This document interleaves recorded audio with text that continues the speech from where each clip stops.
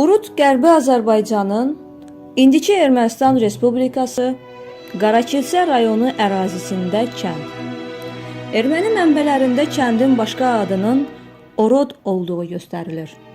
Rayon mərkəzindən 8 kilometr cənub-şərqdə, Bazarçay çayının sol sahilində yerləşir. Qafqazın 5 verslik xəritəsində qeyd edilmişdir.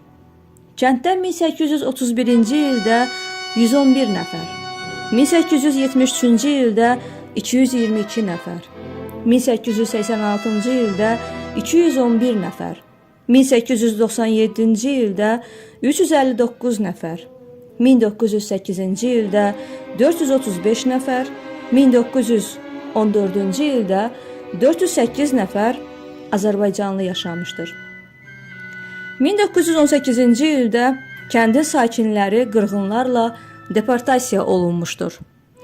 İndiki Ermənistan ərazisində Sovet hakimiyyəti qurulandan sonra sağ qalan Urudlular öz evlərinə dönə bilmişdir.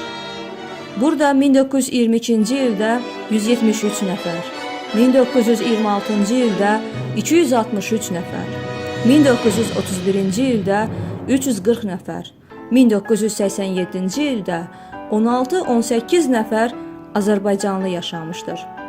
1988-ci ilin noyabr ayında Azərbaycanlılar Ermənistan dövləti tərəfindən tarixi torpaqlardan deportasiya olunmuşdur.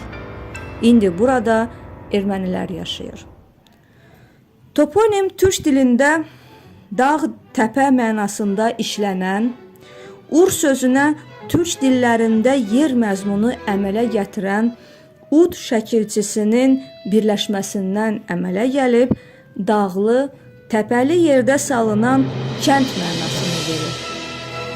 Ermənistan Ali Soveti Rəyasət Heyətinin 3-7-ci ay 1968-ci il fərmanı ilə kəndin adı dəyişdirilərək Vorotan qoyulmuşdur.